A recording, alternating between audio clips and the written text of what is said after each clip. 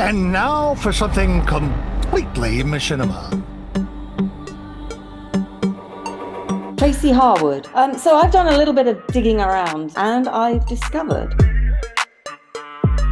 Ricky Grove. Fog comes in on little cat feet. Phil Rice. This is the best film that I've seen all year and maybe ever. Damien Valentine. Use the Machinima, Luke.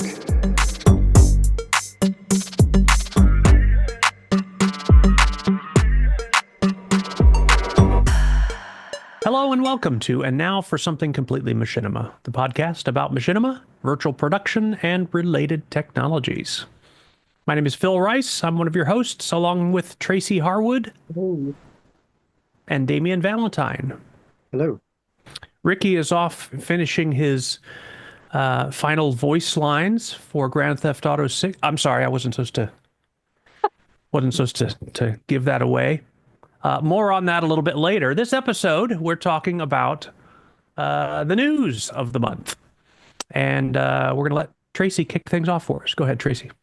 Okay. All right. I've got a few projects to start with in this month. First off, I'll start with AFK's Season 3 Star Wars parody supercut, which was created in Unreal Engine 5. It's almost an hour long, but from the very minute you start the video to the end, it's a real laugh. I guess, Damien, you've been tuning into this one as well, have you? Yeah, I haven't watched the supercut, but I have watched the individual episodes as they were released. So, Yeah. yeah, it's really good. It's very good. I'm always impressed with their work.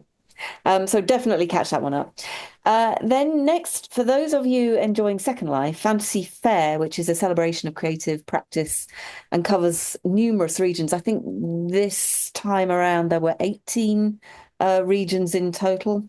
Preda Parks Studios has done her annual walk through all of the different regions and has produced a video must-see, which, if you've got a couple of hours to spare, you can kind of watch all the way through, or you can jump to whichever the regions takes you fancy as you please. So I'll put a link to that one in as well. She's great at editing these together, so it's definitely worth a look if you want to see what's going on in Second Life at the moment. There's also a Fantasy Fair Second Life channel on YouTube, which I'll point you to as well, because there are quite a lot of films that were submitted to the film festival machinima competition, which I think was hosted by Chantal Harvey. So those videos are worth watching if you want to catch up with the sorts of work that people are creating in Second Life at the moment. And then, as Phil said right at the beginning, the ubiquitous mention of the GTA 6 new trailer release. Well, it's just a teaser because, of course, alongside its release, they also stated that the game itself isn't going to be released for another year. Another year. I really hope it's going to be worth the wait for everyone. Got to say, though, looking at it from my perspective, the aesthetics are really just quite gorgeous. I mean, I think there's a real juxtaposition with the glossiness of the aesthetic and the, no doubt, brutal content. So I guess really what we can expect to see is quite a lot of more avant-garde films that are sort of pushing that juxtaposition around a little bit. And then I don't know what you think, but that character in the first few seconds of that video teaser, they are definitely that's definitely Ricky, I think. Brian is that character, and it not only does it sound like Ricky, it actually looks like Ricky too. And then I had to check if it is Ricky, and needless to say, he's under NDA, so he can't say anything, and it's not been announced. So I guess we'll have to wait and see, and ask him properly when we next catch up with him. What we do know for sure is that the magnificent chest and abs of that character were definitely modeled after Ricky, but what we're not sure about is whether Ricky did the voice. So we'll find out. Yeah, I can imagine him doing the full body scan. And they might have actually had to tone it down just a little bit. Yeah. Yeah. Yeah, and do you know what I imagine? I don't know if you remember this episode, but a couple of months back, Ricky definitely had the same mustache and beard with the same cut that's on that character. It's 100% him, without doubt. We'll take straws on this one, I think, in due course. Okay, so yeah, that's that. Then I wanted to just highlight Manslayer's release of a nice Skyrim short, which is called "Beware the Daughter of the Troll," a Bard's Tale, and it's a really good song. It's really quite stunning. I'll put a link to it. You can check it out yourself. And also another song by Tokoso, which is called "If We All Haul Together," which is basically celebrating the community in Elite Dangerous. And that's another really lovely music video, which I really encourage you to have a look at. And then I wanted to draw your attention to the AI animation contest winners, which was hosted by Curious Refuge, supported by Promise Studios and Luma AI. I'll put a link. There's a few things to check out here. The one thing that I'll put a link to is the actual introduction to it and the preliminary shots or teaser shots of the winning videos. But then you need to go and find the complete videos on whichever channels. They had something like 700 entries from all sorts of different genres. And in that show reel, you can see just the breadth of work and the quality of it that was submitted. And of course, the one thing that comes through from my overview of what they were looking at is the quality of the writing and the editing, irrespective of the fact that stuff was generated with various different types of AI. The AI just takes a back seat with all of these works, and it's worth looking at those examples just to see how that was achieved. And then in other AI news, I was interested to read that films being made with AI will, in fact, now be eligible for the Oscars, although, of course, I guess it's going to be on an individual, case-by-case basis. And as I understand it, they're particularly interested on what the role of the human creators are in the process too. I'm not really surprised, of course, that that's going to be the case. It's inevitable that this will be the trajectory of it. It's just another set of tools for people to use. So, of course, they're going to be used in professional production practices as well. I think what we're going through at the moment are really just teething issues. And that specifically relates to the training models and the workflow in relation to developing those, which I think clearly has to be sorted out. And it's not there yet by any means. But I think, it'd be fair to say that you get teething issues with all sorts of tools that are in development. And I have no doubt, really, that these tool developers will want to address the concerns that everybody has in order to increase confidence in the projects that are developed with the tools as soon as possible. I'll put a link to the news article that I saw on the Oscars story. I'll also put a link up to an example of another generative AI tool that I saw being used, which in a film basically, which is so flawless in its application that you wouldn't even know that this wasn't a foreign language film. So this is a tool called Flawless. It's a dubbing tool. It's been used or applied in this particular scenario to a Swedish sci-fi. And it's now being released, I think, for certain cinema. I think it's probably in the US actually where it's being released. But you wouldn't even know that it's been dubbed from a different language. It's brilliantly done. What was that one called again? Well, the tool's called Flawless AI, I think. Okay. And it's a dubbing technology, and the film is called Watch the Skies. Got it. It's interesting. I'll put a link to the trailer for it, and you'll see what I mean. And then Runway's Gen 4 is also worth taking a look at. That's where you can basically, use different style transfer techniques for a single character, which seems to work flawlessly from what I can see.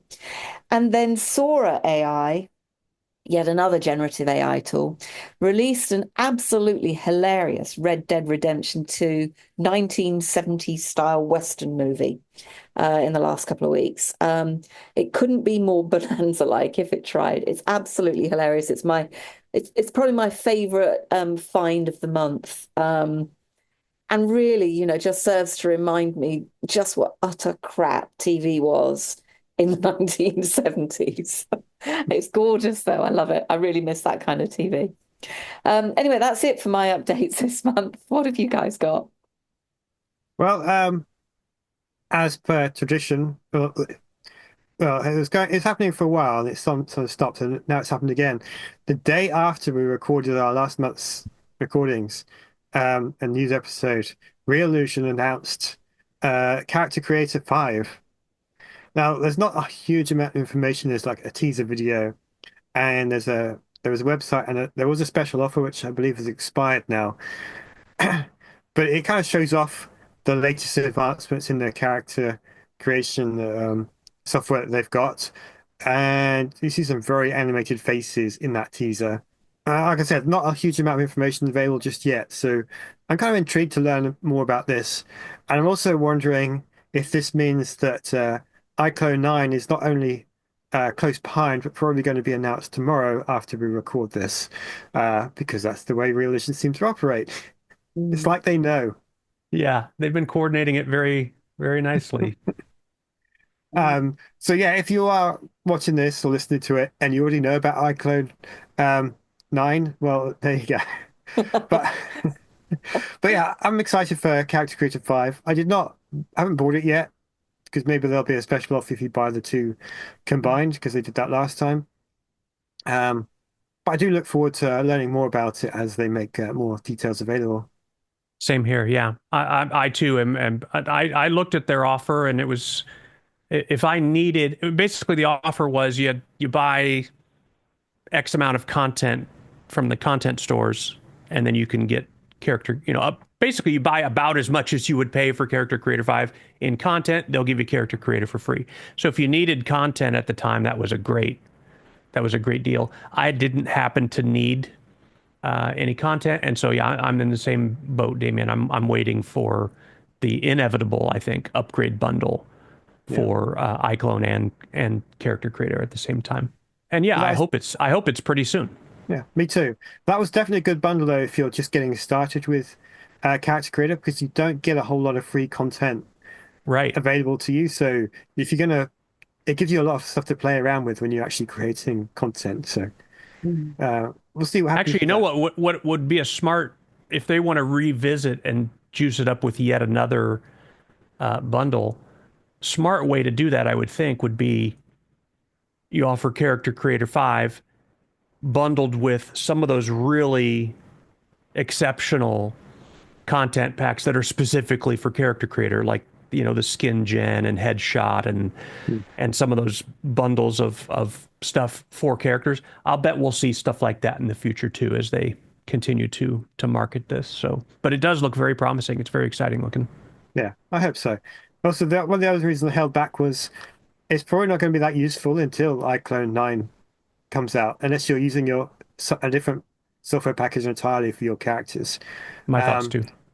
Because I don't know if they're going to modify or upgrade iClone 8 to support the new characters, when it's probably better for them just to release a whole new iClone. So since I use iClone, I would want to use the characters for it. So yeah. The next thing.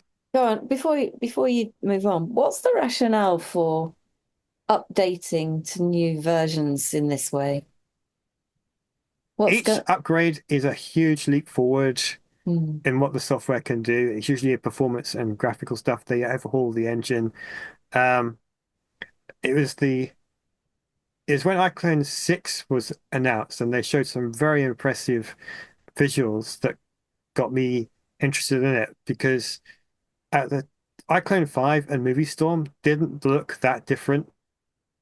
I mean, obviously they had their visual style, but in terms of actual quality, there wasn't a huge difference. But when I saw iClone 6, I thought it was it's time to move forward. And then iClone 7 was again a huge leap forward. and 8 was as well. So Yeah, I'm I intrigued. agree. I agree. The changes between version numbers on this pair of software suites that work together, Character Creator and iClone, they have for the past several times around been substantial changes, not just incremental little tweaks and stuff. Yeah. Not just bug fixes. They're doing bug fix releases all the time. They're still doing those for iClone 8.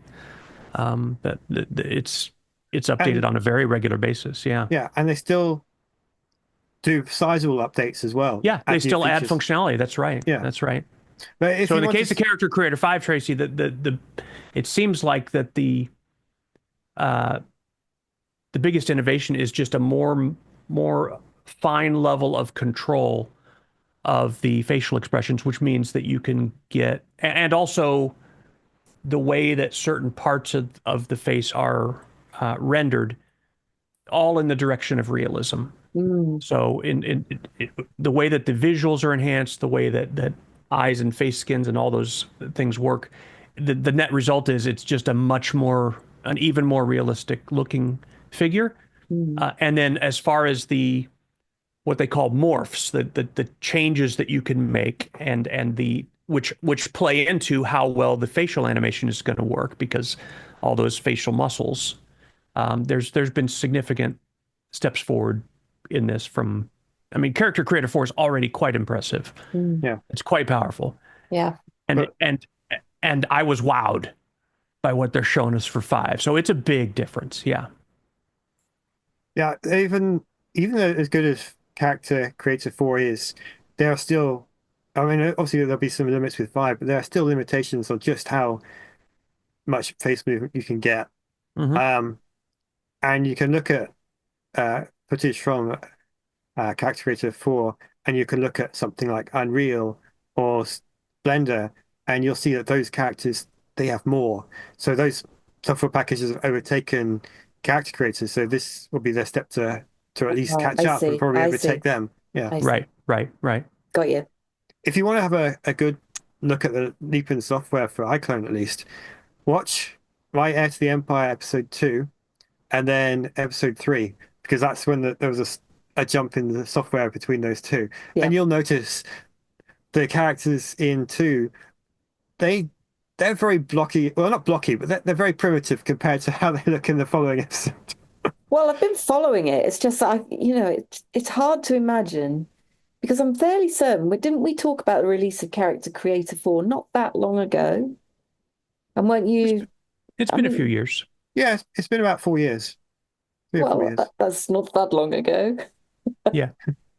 And now we are on another version of it, and it's another leap forward, but with what exactly? I'm guessing it's going to be generative AI aspects as well, I would have thought. There's probably going to be some of that, for skin Yeah. tones and details and stuff like that. Mm.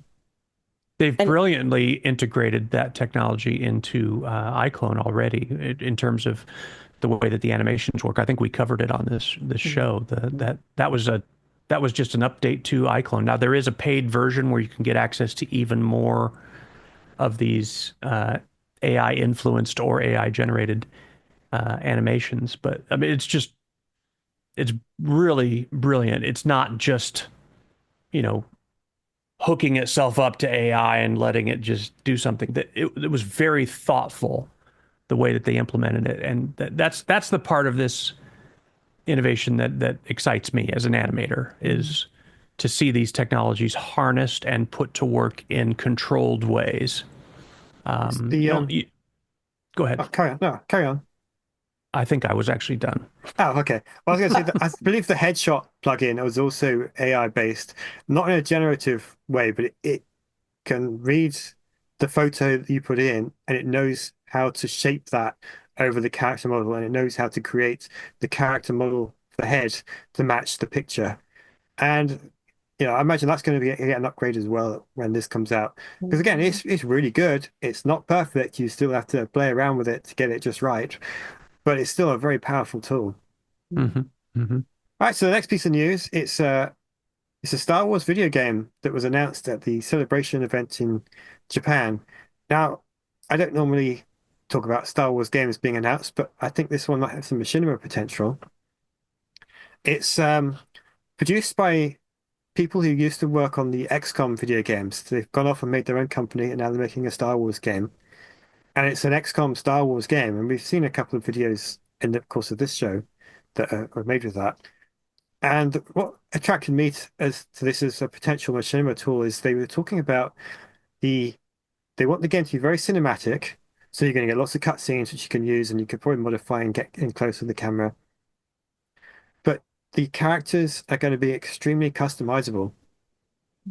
So you have a main player character, and you can choose what they look like, and it doesn't have to be human. There are different alien characters, and you can choose different voices and different gender options, and imagine different outfits. There's a set of characters that they've created that tell the story, and they're going to have some limited customizable options, which they didn't really go into. But you can also have your own team of characters that you create yourself, and they're going to be completely customizable as well. So you could probably create some kind of battle sequence with the characters that you want. You know, you have them look in the way you want, sound the way you want, dress the way you want. Um, have them act out the scene, and you've got a way to create, a Star Wars film. It's going to be set in the sort of the Clone Wars era, so it's not that useful for me with Heir to the Empire, which, as in Star Wars lore, my story takes place about 30 years later. But I'm sure someone will modify the game to replace those battle droids with stormtroopers, and then maybe that will be good for me. But I was very excited about this game, and that got me thinking about its machinima potential, so I thought I'd give it a shout out. There is there's a short trailer, and then what I linked to in our notes here is the 40-minute panel where they're talking about the game. That's where they talk about the customization. The little teaser trailer doesn't show any of that. Super. Yeah. So I look forward to finding out more about that as it comes out. It's not going to be released until sometime next year, so it's a agonizing wait because I really want to play this. It's kind of one of my favorite types of games. Oh, and it's Gonna be going to compete with GTA 6 then. Well, maybe that's why they've decided to release it next year. And now that GTA 6 has been pushed back, maybe they'll bring this one forward. Oh, You never know. yeah. But I think I'm going to be with this game like Ricky is with Elden Ring. So Oh, yeah.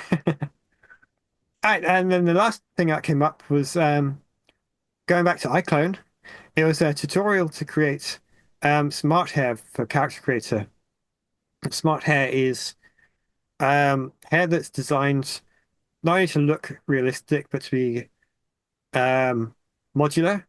So you can, instead of just having one set piece of hair that fits on the head of the character and that's it, you can play around with it. So it might be, you can have a ponytail, or you can have some bangs, or you can have it long or short, and you just mix and match the different bits of hair you want to create your own hairstyle for your character.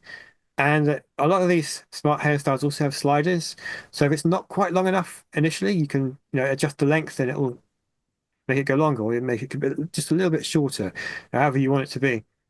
Anyway, so this tutorial, it's a great little guide on how to make your own smart hair.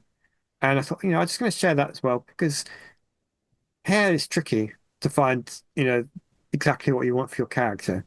And if you can't find exactly what you want, well, maybe have a look at this, and it'll show you how to get started with it. Yeah, hair can get expensive.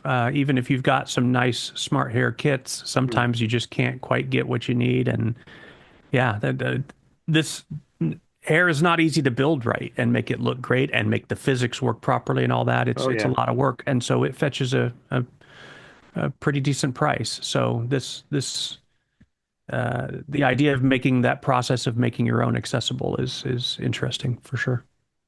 I had an uncle who had modular hair. He had like a patch over here and a patch back here, and yeah, that's probably my future as well. it lends itself to a few jokes, doesn't it, really? Yeah.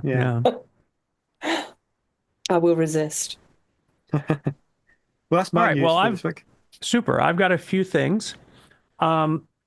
So one of our more popular episodes of this show in the past, well, quite some time, is one where we covered the AI infused films of a creator called NeuralViz. And that's basically what came of that for us is that I decided I was going to examine the process, the basic workflow that NeuralViz followed, and try it out myself. Just as kind of a learning experience and for fun. It's not the direction that I want to go with my filmmaking generally, but I was so impressed, we all were, with the output that he got, that I wanted to give it a shot and see, okay, what can be done with, a pretty minimum spend. It's not a zero budget, but very low spend, and, using the same tool sets, almost all AI, except for the screenwriting. So anyway, I embarked on that. The project is titled The Thought Picture of Dr. Crispia, or Dr. Crispia's Thought Picture. I don't have it in front of me. I can't remember which way I phrased it, but that will be released shortly after this episode goes live. So that's over on my YouTube channel, so check that out. Anyway, during the course of that, I kind of ended up going down a rabbit hole with some of these tools because, like with Suno, for example, the music generator thing, I did a 1-month subscription to that. It's $10. And I used I only needed about 10% of the generation credits that I had from that Suno to finish my film. It's very generous, like how many iterations they give you. And I was able to do dozens and dozens and then come up with the ones that I wanted for the soundtrack for that little short. So I ended up with 90% of the subscription to just kind of play with. And as a musician, I have to tell you, I expected to hate Suno. Like, I expected to kind of thumb my nose up at it. I love it. We talked previously about the friend of mine who used to run filmmusic.io. And then he basically posted an announcement that he had given up on making music because he felt like that the way things were going, music didn't have any value anymore, so he wasn't motivated to do so. Sasha End is his name, German composer. And he says, Suno is just, I just love it. I make AI music with it. And then he started publishing his AI music on his new website. And I had commented here on the show that I've heard his own compositions, and then I've heard what he did with Suno, and the Suno stuff was just not good. So I had every expectation to just be really disappointed with Suno. I was not. It's a riot. It's a riot. If you're at all curious about it, do the 1-month subscription. They only you don't have to lock in for a whole year or anything. If you've got money and you want to try it, do it. It is a riot. Anyway, so I played around with it. I probably generated, I want to say 60 keeper tracks, generating hundreds of tests. So it takes a lot of trial and error. And I tried different things with, you can actually upload audio samples to shape the way that the music goes. And you can put in not just lyrics, but actual song structure for instrumentals or for lyric songs. And as a musician, I knew my way around that stuff really well. So I was able to get some just outstanding results from it. Well, during the course of that of course influenced, then my YouTube algorithm was just full of Suno because I'd been researching and doing all that stuff, and all my ChatGPT feed was full of, stuff I'd been inquiring about, how to really not hack. That's too smart a term for it, but basically how to really leverage and get the most out of it, and how to trick it to get more of what I wanted and less of the randomness of the AI. And I ended up getting some success with it. Well, this video that we'll share here turned up in my feed where someone says AI copyright claimed my last video. And what he talks about in the video is that he used Suno to generate music and put it in one of his videos. And I want to say that if I'm remembering right, it was just in the background. It wasn't even like foreground. It wasn't a music video. It was just he was doing a talkie and that was underneath it. And somehow he got copyright flagged. So I wanted to outline a couple things related to that. And one is about the terms with Suno. This is, of course, this is assuming that Suno even has the right to convey these rights, which there's some who'd say that's in question. So you got to be a little cautious with how you're going to use what you output from it. But as far as Suno themselves are concerned, the key thing is that you have the right to use your music on YouTube and for commercial purposes and pretty much whatever you want, as long as you generated that music under the paid subscription. And those rights extend beyond when you stop the subscription. So if you're subscribed, just as an example, for the year 2025, any music that you generate while that subscription is active, you can use forever, according to as far as Suno goes. If you use something that you generated while under a free trial or under a free account, which they do give you some credits under free account, that is not, you have no rights over that. You can use it within Suno. You can share it within there and do whatever you want to within it, but you can't use it elsewhere. So I don't know for sure if this guy followed that guideline or not. And that could be why his got copyright flagged. And the other reason it could be is that it could be that the Suno generation borrowed a little bit too much from one particular source in its training set, and it triggered something in YouTube's Content ID system to think it was the same song. I don't know. Those ins and outs, it's really hard to analyze. It might be a little easier to analyze if it had happened to me, because I would know the song we're talking about and could try some things. But anyway, it's something to be aware of and to be cautious about. But if you're at all curious about that, and quite honestly, if you are at a point where you're comfortable with the acknowledged risk that the legalities around this tech is still not settled yet, if you're comfortable with that, you could, with a $10 subscription, go in there, and if you need background music regularly for YouTube videos, for example, you could generate a whole library of very usable music, instrumental or whatever, with that, a whole library that would last you for years. It's really hard to resist. And even for me, who composes stuff myself, it's like, wow, I was really impressed by that. So now, mind you, you got to be patient, because 9 times out of 10, it's garbage. There's something broken about the song structure, or it clearly doesn't sound like a human was involved and all that. And you just got to try again, but you can get good results out of it, but it's a lot of work. Or a lot of misfires, but it's a very interesting tech. And if you really get to understand how the prompts work, there are style prompts. There's a lyric set where you can actually put song structure in brackets and things like that. And then if you also upload an audio sample, you can actually have a lot of control over what gets composed. You can even upload.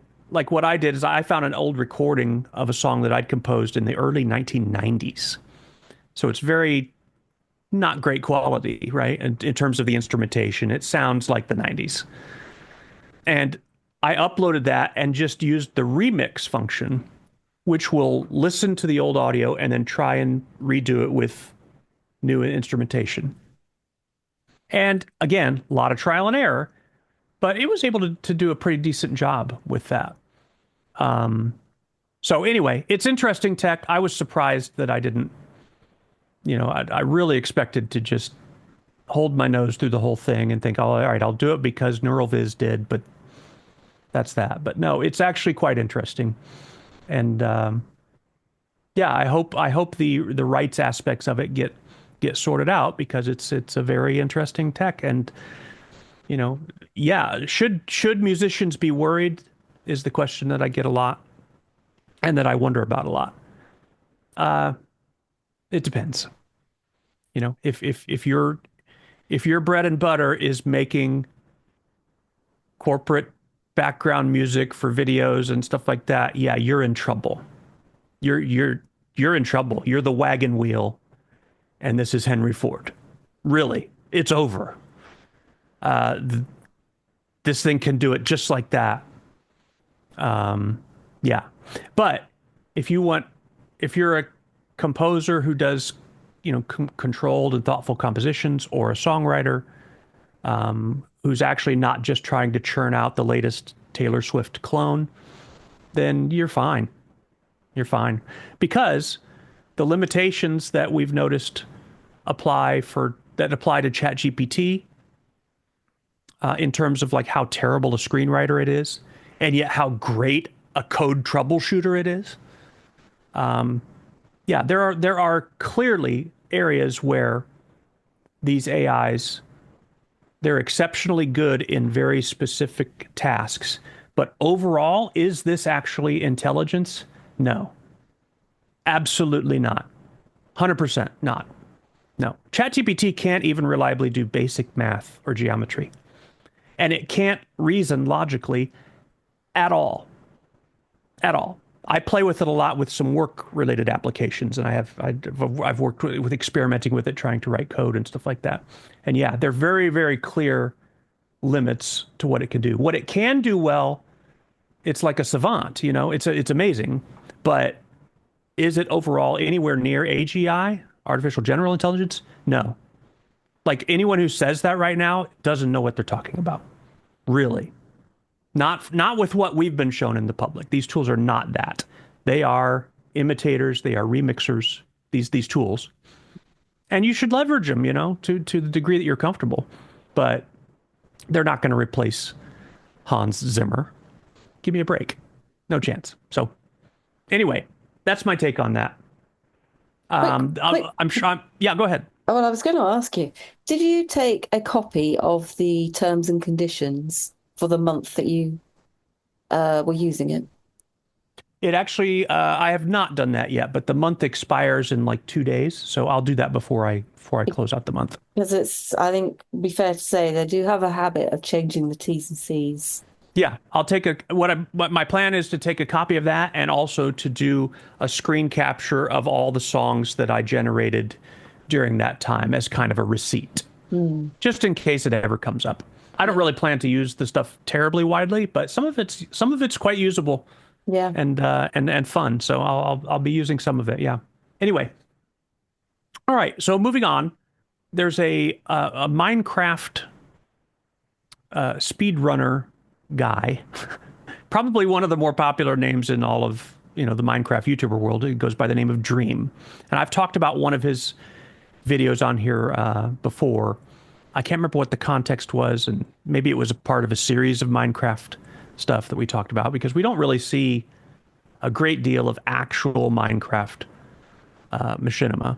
We have seen some that are impressive where it's Minecraft assets but animated with Blender, and that's quite impressive looking. But actual Minecraft, it's not really an engine that supports that. Well, that hasn't changed, but this guy Dream did a very interesting April Fool's joke this year that made me think that there was a machinima tool that existed in Minecraft that I didn't know about, that has the capabilities of one from the old Quake 2 days called Key Grip 2. So let me explain what that was. Yeah, Key Grip 2 is how I made the recams that I did back in the late 90s, how I made Father Frag's Best. It's what Hugh used to make, Strange Company used to make the second of the Eschaton movies. It was the Quake 2 demo editing tool of choice that would let you record a demo. Back then, when you recorded a demo in the game, it wasn't a video. It was a recording of a series of events that happened in the game. And then you could go in and tinker with those events. And there was a tool where you could do that on a textual level, made by a guy named Uwe.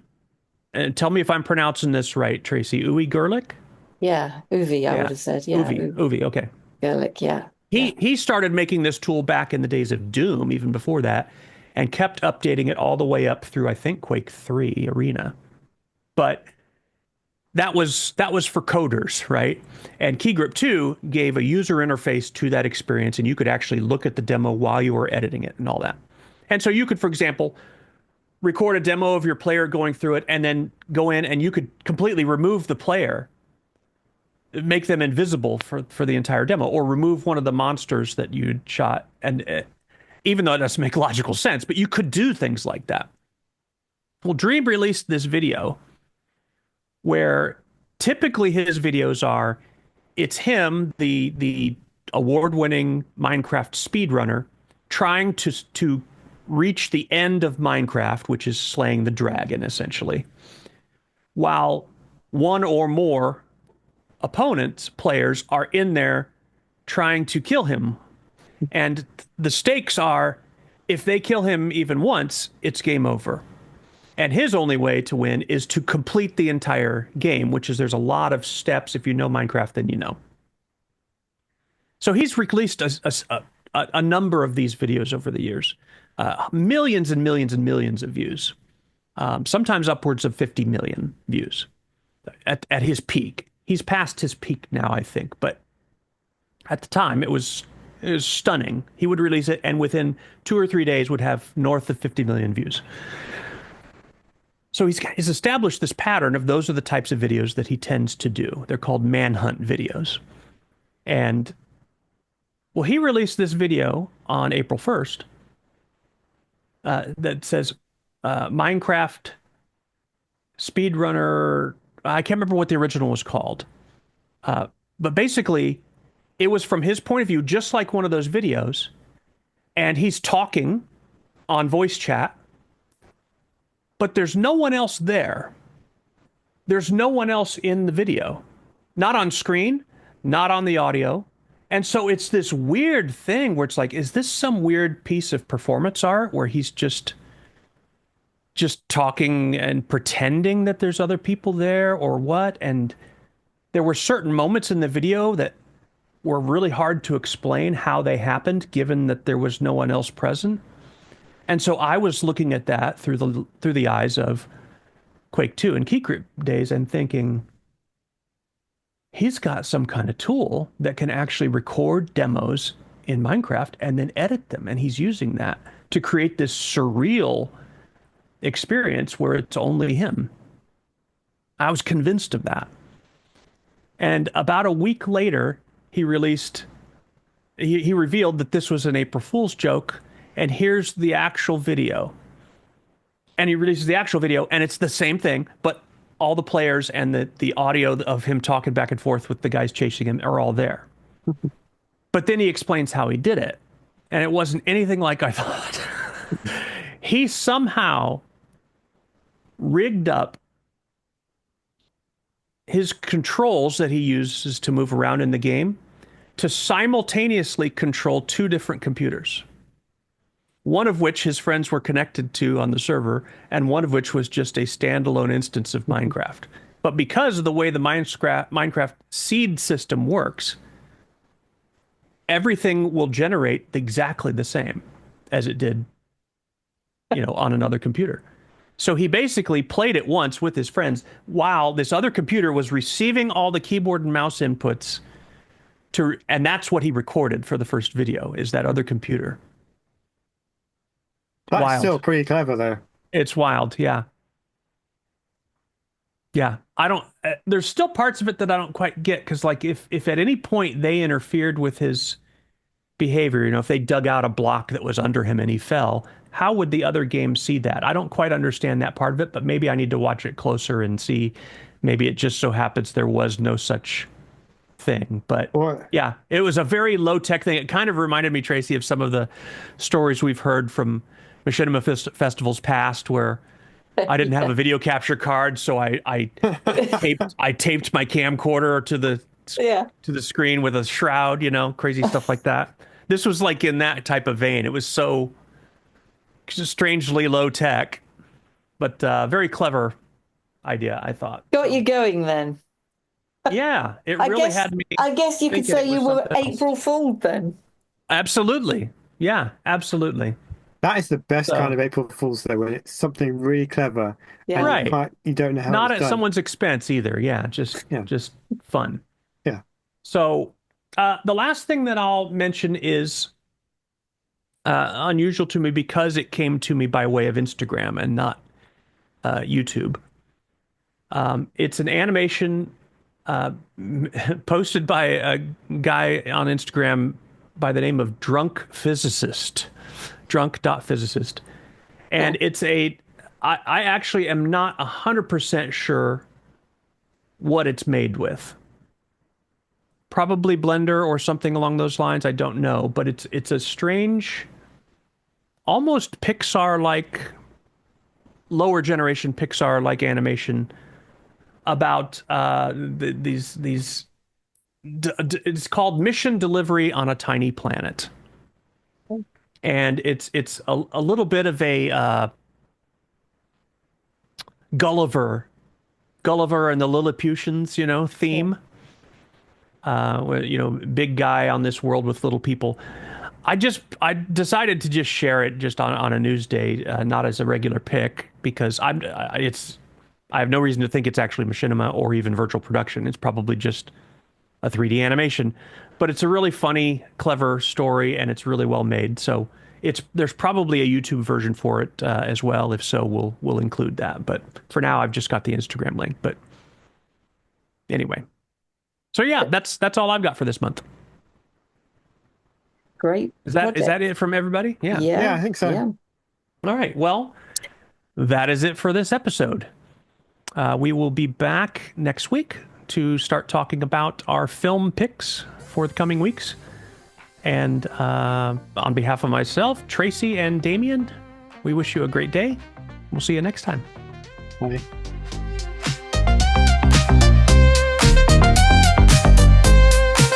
And now for something completely machinima.